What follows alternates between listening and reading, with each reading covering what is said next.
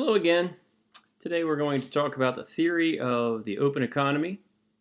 By the end of this chapter or this discussion, what you're kind of looking to be able to do, what we're about now, is trying to sort out how our interest rates affect our exchange rates or may affect our exchange rates and our trade balance, how those three things interact. That's what we're out to do. Before we really get underway, though, we need to do as I often like to do, where we're going to review some things that we've already talked about, so that they're right on the front of our minds as we go forward into this new stuff. It'll be really built on these things. My plan is to have this little short video introduction with these review items. Then I'll stop, and that would give you a chance to review those things in your materials if you need to before you go on to the next video. So here are the things that I think you will want to have on the front of your mind as we approach this chapter. One is to make sure your memory is refreshed on net exports. Net exports, that's exports minus imports. For US, that's a negative number because we import more than we export. In a subtraction, whenever the second number is bigger, that difference is negative. And since net exports is exports minus imports, imports is bigger, so our net exports are a negative number in the US. Then another thing directly linked to that you want to remember is that net exports are equal to net capital outflow. That's an identity because the way things are defined, it has to be that way. The reason that is so is because in the U.S. net, we buy stuff, we give them money. And with that money, they necessarily must buy some form of U.S. asset. Or if you consider the money itself as a U.S. asset, then that's foreigners' purchases of U.S. assets. They're purchasing our dollars with their stuff. Is one way to think of it. Net capital outflow is equal to our purchases of foreign assets minus foreigners' purchases of U.S. assets.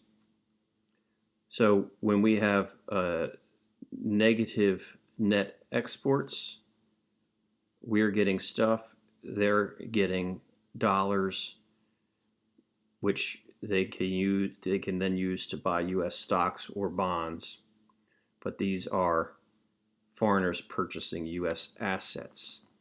So both of these, they're equal to one another, and in the case of the U.S., they're both a negative number.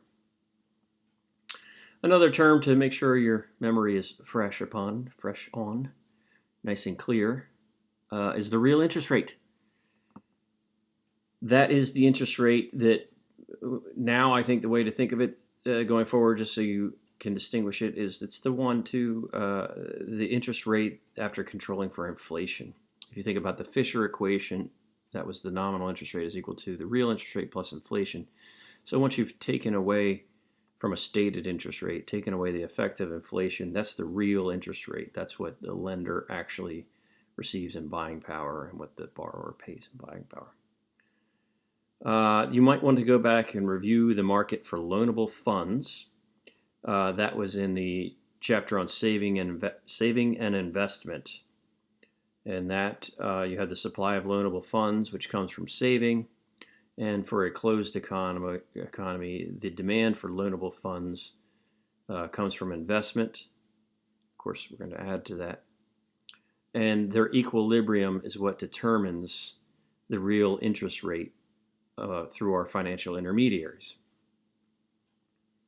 So if that sounds foreign, go back and revisit that chapter, Saving and Investment. Have a look at that model again. In that model, we explored crowding out. Crowding out is an increase in government deficits, which crowds out private investment due to the higher interest rates that the government borrowing causes. I have found in sort of previewing this stuff and putting together these notes that in this chapter that we're working on, it's an easy mistake to not look carefully at each item, particularly along the vertical axes of the models that we're going to look at. You're going to see on these models, on some we're talking about the real interest rate, and on others we're talking about the real exchange rate.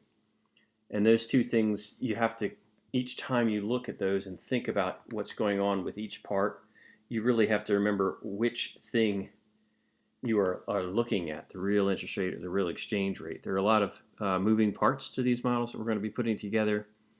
And I just think it's, I'm just going to forewarn you that if you're finding something really confusing, one thing to do is to check yourself and make sure that what you have in mind is the right variable, and you're not transposing variables in your thinking, because it will definitely get you turned around and confused if that's happening, and it's easy to do.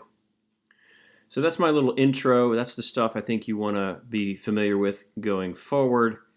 Like I said, I'm going to stop recording now. If that stuff feels foreign to you, maybe go back and look at it again, some of the stuff I covered here again, so you could rewatch that if you want to, but certainly that saving and investment chapter, you want to go back and look at it. If it doesn't feel that comfortable in your mind, just give it a look over in your notes. So I'm going to stop now, and I'll see you whenever you hit play on the next video.